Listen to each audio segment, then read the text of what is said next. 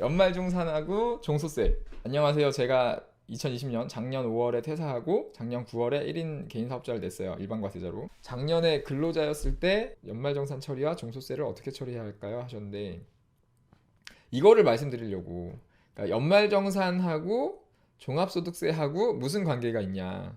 특히 이제 작년에 근로소득이 있었던 분 있잖아요. 그러니까 근로소득도 있었고 사업소득이 있었던 분들. 이런 분들이 이 질문을 되게 많이 주셔가지고 이거 한번 정리를 해드리려고. 일단은 종합소득세 신고는 6가지 소득에 대한 세금이잖아요. 이 6가지 소득에 근로소득도 있고 사업소득도 있어요. 그래서 지금 회사 다니면서 사업하시는 분들은 근로소득도 있고 사업소득도 있는 거니까 종합소득세 신고할 때 이 2가지 소득을 다 신고를 해야 돼요.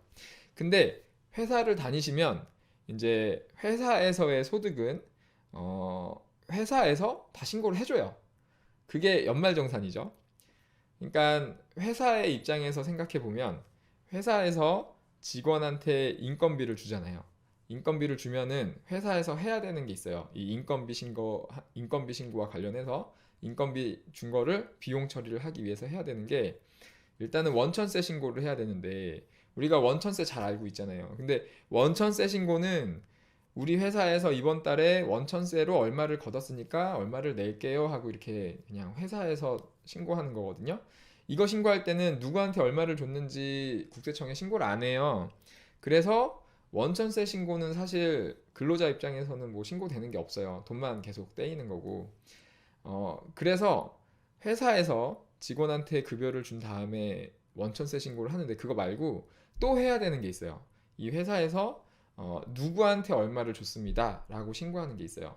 그게 이제 지급명세서 제출이죠. 지급명세서 제출이고 근로소득은 이제 2가지로 나뉘는데 상용근로소득, 일용근로소득 이렇게 나뉘는데 이제 보통 회사 다니시는 분들은 상용근로소득이잖아요. 그래서 상용근로자는 회사에서 상용근로자한테 돈을 줬을 때는 그 돈을 준 거를 지급명세서로 제출한다 그랬는데 그거를 언제 하냐? 1년에 한 번, 매년 2월 달에 하는 거예요. 그게 우리가 얘기하는 연말정산이에요. 이게 다 같은 건데 입장에 따라서 용어가 좀 다른 거라고 생각해도 될까요? 그러니까 사업자 입장에서는 내가 인건비 준 거를 신고해야 되잖아. 그래야 비용 처리를 할 수 있으니까. 그래서 누구한테 얼마를 줬다라고 신고하는 게 이제 지급명세서 제출이고 그게 바로 연말정산이죠. 직원의 입장에서 연말정산. 그렇게 되는 거예요. 그래서 작년에 회사를 다니셨으면 올해 2월 달에 그 회사에서 연말정산을 했을 거예요. 그러니까 지급명세서 제출을 한 거죠.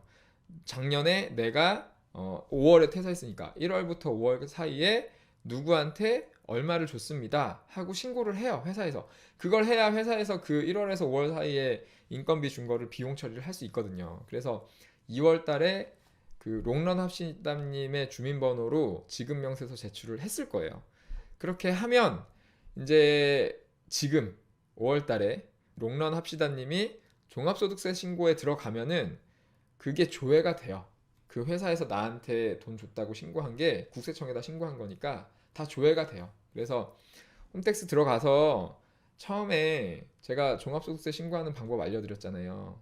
여기 정리해 놓은 거에 세금 4-1-A번 보시면 여기에 종합소득세 신고하는 방법이 이렇게 홈택스에서 하는 방법이 단계별로 있는데 여기 1번에서 기본사항 입력할 때 내가 무슨 소득이 있었다, 작년에 무슨 소득이 있었다라고 체크하는 게 있잖아요. 거기에다가 작년에 지금 사업소득하고 근로소득이 있는 거니까 사업소득 체크하고 근로소득 체크해야 되거든요. 근데 사업소득은 이제 내가 장부로 소득이 얼마인지 입력을 해야 되니까 좀 복잡한데 근로소득은 되게 쉬워요. 일단 그 회사에서 지급명세서 제출을 해줬으면 조회가 돼요. 그냥 그 회사에서 입력한 자료가 조회가 되니까 그 내용을 조회를 해가지고 그 내용이 맞으면 그대로 그냥 제출하시면 됩니다. 종합소득세 신고할 때 그대로 신고하시면 돼요. 그리고 이제 사업소득은 여기 있는 방법 중에 하나로 신고하시면 되죠.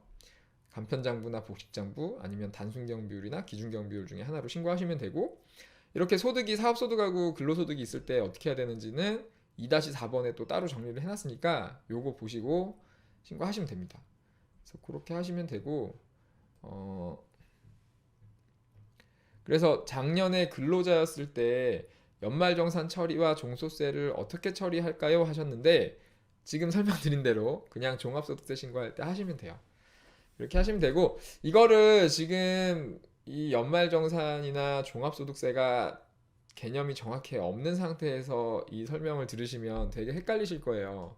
그렇다면 그렇다면 일단은 여기 정리해 놓은 거에 세금 0번에 세금의 정석 여기에 종합소득세만큼은 꼭 이해를 해 두시고요. 여기 종합소득세 그 다음에 이것도 이해하셔야 돼. 원천세와 지급명세서 이것도 이해하셔야 돼요. 왜냐면 회사 다닐 때는 뭐 이런 거 몰라도 됐겠지만 이제 내가 회사잖아요. 내가 회사 사장님이잖아요. 그러면 내가 나중에 직원을 쓰면은 그 회사에서 나한테 해줬던 거 있죠. 원천세 신고하고 지급명세서 제출하고 연말정산 해주고 이런 것들을 이제는 내가 다 해줘야 되는 거예요. 우리 직원들 거를. 그러니까 이거 당연히 알아야겠죠. 거기다 4대 보험까지 알아야 될 거고.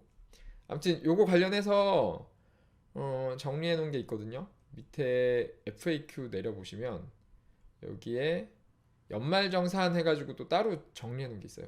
요것도 한번 보시면 도움이 될 겁니다. 예. 요렇게까지 이해해 놓으면은 이제 헷갈릴 일이 없죠. 이렇게 보시고 직원을 쓰신다 그러면 노무 0번 여기 들어가시면 직원 쓸 때 알아야 될 게 되게 많거든요. 원천세 지급명세서 4대 보험 기본으로 챙겨야 되고 근로기준법 관련해서 챙겨야 될 것들 좀 적어 놨으니까 그 정도 좀 보시면 좋을 것 같습니다. 네, 답변이 됐겠죠?